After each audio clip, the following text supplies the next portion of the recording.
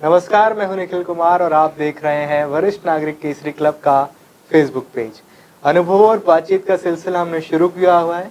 हम अपने branch member से मुलाकात कर रहे हैं, उनसे बात कर रहे हैं, उनके अनुभव जान रहे हैं। इसी कड़ी में आज हमारे साथ खास मेहमान हैं नरेला ब्रांच से ही सुभाष जी। सुभाष जी से हम बात करेंगे, उनका अनुभव जानेंगे, ये भी जानेंगे किस तरह से उनके सफर की शुरुआत हुई है। नमस्कार सर, स्वागत है वरिष्ठ नागरिक केसरी क्लब में। सर, किस तरह से शुरुआत हुई आपकी वरिष्ठ नागरिक केसरी क्लब के साथ? मैं सन 2020-13 में डीटीसी से रिटायरमेंट हुआ था जी। तो हमारे जो ये आर.सी. दैया साहब हमारे पड़ोस में ही रहते थे। इन्होंने कहा भाई आप अब रिटायर हो गए, आपके पास समय है तो वरिष्ठ नागरिक केसरी क्लब के सदस्य बनो। तो हमें बड़े उत्साह से माँ चलो टाइम पास भी होएगा, अच्छे लोगों से मुलाकात होगी, कुछ सीखेंगे, कुछ हम भी बताएंगे अपने एक्सपीरियंस। इस तरह हमें यहाँ शुरुआत की। कितने साल हो गए सर शुरुआत? 8 साल हो गए मेरे को, 2013 से लगा लो तो 21। हाँ, 8 अभी साल। तक कैसा रहा फिर सर आपका अनुभव? हमारा तो ये लगा लो एक तरह से केसरी क्लब में जब से हम जाने लगे जी, एक बहुत बढ़िया नया जन्म हुआ समझो। अच्छा जी। और वहाँ से एक ऊर्जा लेके हम आते रहे हैं। जिस तरह मोबाइल चार्ज होता है मान लो, हाँ जी। इस तरह हर महीने हमारे वहाँ मीटिंग होती है। तो वहाँ से एक किस्म से पिछले महीने की जो बातें हैं उनको भूल के वहाँ मनोरंजन करते हैं, हंसते हैं, बोलते हैं, एक दूसरे के दुख की बातें पूछते हैं, बताते हैं, करते हैं। तो वहाँ जाके फिर एकदम शरीर बिल्कुल एक किस्म से हल्का हो जाता है। सर, अगले महीने के लिए एक ऊर्जा मिल जाती है। जब शाखा लगती है तो बैटरी चार्ज करने के लिए क्या क्या एक्टिविटीज होती हैं? जब शाखा, जिस दिन शाखा लगती है, मीटिंग होती है, तो उस दिन फिर क्या क्या एक्टिविटीज होती हैं, क्या प्रोग्राम होते हैं? वहाँ चुटकुले होते हैं, भजन गाने होते हैं और एक दूसरे को बस बताते हैं भाई परिवार के साथ किस तरह रहा जाए। क्योंकि हमारे युग में, आज के युग में अंतर जो है उसको थोड़ा समझाते हैं कुछ आदमी, भाई हमने बच्चों के साथ उनके भी तालमेल के हिसाब से रहना चाहिए। हाँ जी, हाँ जी, हाँ जी। और अपने भी थोड़े एक्सपीरियंस बताने चाहिए बच्चों को भी, उनको अच्छी शिक्षा दे, भाई माँ बाप की सेवा करो ताकि आगे चल के तुम्हारी भी सेवा हो। हाँ जी, हाँ जी, हाँ जी। तो इस तरह की बातें हम वहाँ आपस में से भी करते हैं। सर, जैसे हम मतलब घूमने जाते हैं कहीं कहीं, तो आप कहीं घूमने गए थे? हाँ हाँ, हम कई बार मौका मिला हमें, अक्षरधाम गए, विज्ञान भवन गए, या ऑल इंडिया मेडिकल वगैरह गए, गांधी दर्शन वगैरह गए। हाँ जी, हाँ जी। कोरोना से पहले जाते रहे हम यात्राओं में। और वहाँ सब ऐसे ही हंसते बोलते गाड़ियों में गए, हंसते बोलते आए, वहाँ जाके जो भी चीज़ देखने के वहाँ के दर्शन किए। जी जी। सर, वरिष्ठ नागरिक केसरी क्लब लगभग 8-9 साल का समय हो गया है आपको, तो उसके बाद आपने एक उसको भी काफ़ी लंबे टाइम से देखा है। बाकी एनजीओज भी होते हैं सीनियर सिटीजन के, तो इस क्लब में और बाकी एनजीओ में आपको अंतर क्या दिखा है कि ये कैसे अलग है? भाई अलग इसीलिए हमें उम्र के हिसाब से जैसे हम हैं, दूसरे एनजीओ वगैरह हैं तो उनमें वैसे ज़्यादा हम गए भी नहीं हैं या उनके एक्सपीरियंस का कम पता है। पर हमें यहाँ जो देखा है, यहाँ बड़ी सरलता, आदर भाव से एक दूसरे से बातें करते हैं, एक दूसरे को सहायता भी करते हैं। जैसी वो अश्विनी कुमार जी मैडम की तरफ से भी बहुत सहायताएं मिलती रहती हैं। हाँ, हेल्थ कैंप वगैरह। हाँ जी, ये सारी चीज़ें मतलब इसका भी लोगों को फ़ायदा ही है। दूसरे ये भाई जो स्वास्थ्य मेडिकल का जो उसका भी लाभ मिलता रहता है। जब कोरोना के टाइम पे ये ब्रांच वगैरह सब बंद हो गई थी, कोई मीटिंग नहीं हो रही थी, तो उस समय फिर किस तरह से समय बिता रहे थे आप? मेरा तो बेटा ऐसा है कि मैं योगा करता हूँ शुरू से ही। जी। 2008 से 2013 से ही लगा लो, मतलब जब से रिटायरमेंट हुए 1-1.5 घंटा सुबह योगा में बीतता है, उसके बाद 1-1.5 घंटा पूजा पाठ में बीतता है, और दिन में फिर बाहर निकलने का आदेश था ही नहीं जी। तो बहुत ही कम, मतलब बाहर तो बहुत कम निकले। फिर यहाँ से भी आदेश आया, चुटकुले वगैरह, एक आधा भजन वगैरह। हाँ, जब हमने बीच में प्रोग्राम तो चलाए मेरे को थे। तो थोड़ा गाने का शौक है, तो भजन हम यहाँ वार्षिक उत्सव में भी सुनाते रहे हैं जी। वहाँ मीटिंग में भी गाते रहते हैं। हाँ, ये हमारा अपना मतलब संस्था के साथ ही तालमेल रहा है। जी सर, मीटिंग में तो फिर आपका तो मतलब काफ़ी फरमाइशें आती होंगी आपके पास तो फिर, कि सुभाष जी ये सुनाइए, सुभाष जी ये सुनाइए। भाई ज़्यादातर परमात्मा की कृपा से थोड़ा गला ठीक है, गा लेते हैं, तो उसमें ज़्यादातर देसी हिसाब से गाते हैं वैसे। हाँ, जैसे हरियाणवी भाषा में हरियाणवी 2 लाइनें हो जाए सर। हाँ हाँ, 2 लाइनें कुछ हो जाए। हाँ, के राजा के रंक बादशाह, कंगला और भिखारी,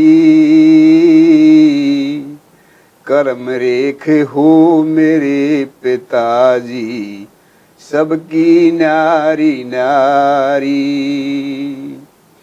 हाँ, एक के क्रम में सूट बूट एक नाली तर पाया में, एक बना फिरे तंदुरुस्त एक के कोढ़ लगा काया में।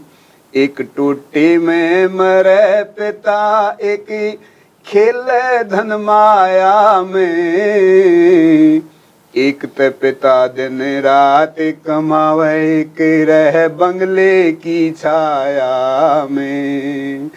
एक ने 2 गज कपड़ा नहीं मिले या उम्र बीत जा सारी, कर्म रेख हो मेरे पिताजी, सबकी नारी नारी। एक बाप के 100 बेटे पर कर्म हो न्यारा न्यारा, एक बेल के बहुत घना फल, कोई मीठा कोई खारा। एक मिट्टी के 2 बर्तन तन भेद बता दूं सारा, एक में पानी गरम घले एक बन जा घी का बारा। रोवे रूप कर्म खासे न्यू कहती दुनिया सारी, कर्म रेख हो मेरे पिताजी, सबकी नारी नारी।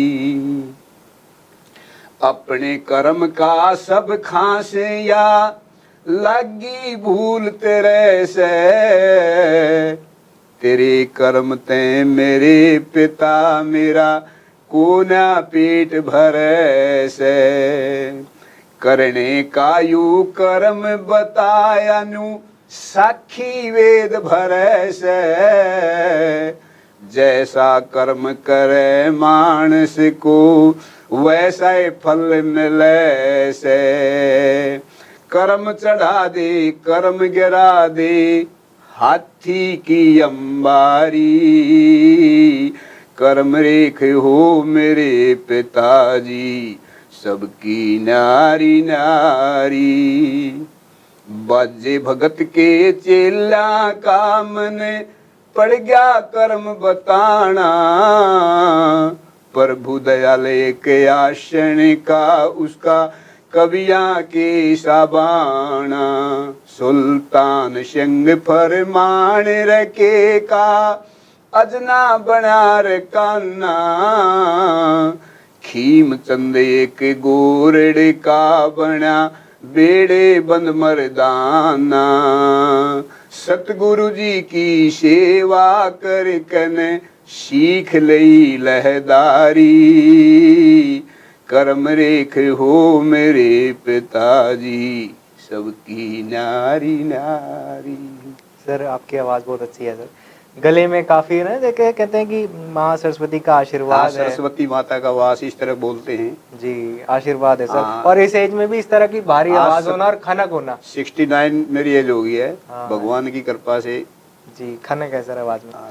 सर एक सवाल और रहेगा कि हम तो मतलब दुनिया से तो काफी सीखते हैं, इस वरिष्ठ नागरिक केसरी क्लब से आपको क्या सीखने को मिला है? हमें तो यही सीखने को मिला भैया, घर परिवार के साथ भी हम तालमेल से ठीक रहें जी। और यहाँ आने के बाद आपस में एक दूसरे को सहयोग भी दें, एक दूसरे का साहस बढ़ाएं, एक दूसरे के साथ मिलकर चलें। और जो अश्विनी कुमार जी ने मैडम ने जो ये संस्था चलाई है, ये बहुत सोच समझ के चलाई, क्योंकि युग की रफ्तार के अनुसार यहाँ लोगों को थोड़ा बैठने का, मिलने जुलने का एक आश्रय मिल जाता है।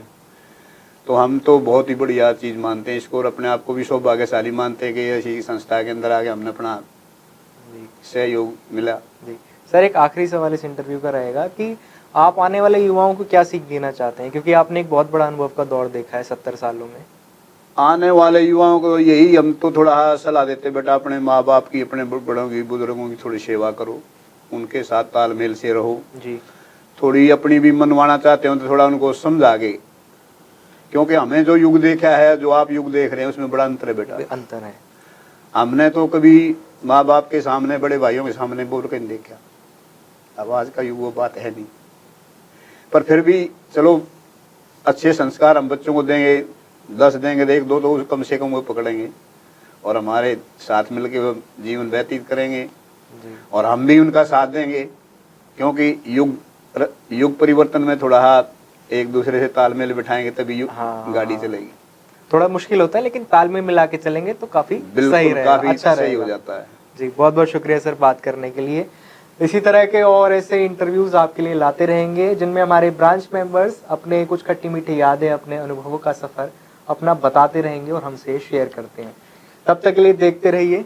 जी, 1-2 लाइन जो है, मैंने माता पिता के ऊपर छोटा सा एक भजन था, वो उसकी 2-4 लाइन वैसे सुनाता हूँ। जी जी, सुनाइए सर।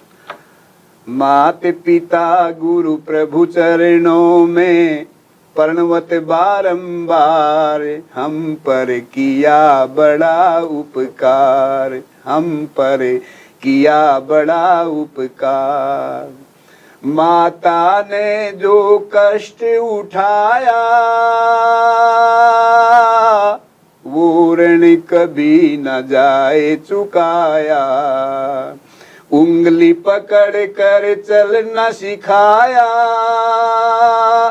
ममता की दी शीतल छाया। जिनकी गोदी में पल कर हम कहलाते होशियार, हम पर किया बड़ा उपकार, हम पर किया बड़ा उपकार। पिता ने हमको योग्य बनाया, पढ़ा लिखा गुणवान बनाया, बल बुद्धि और विद्या देकर जीवन पथ पर चलना सिखाया। जोड़ जोड़ अपनी संपत्ति का बना दिया हकदार, हम पर किया बड़ा उपकार, हम पर किया बड़ा उपकार। जय हिंद। बहुत बहुत शुक्रिया सर।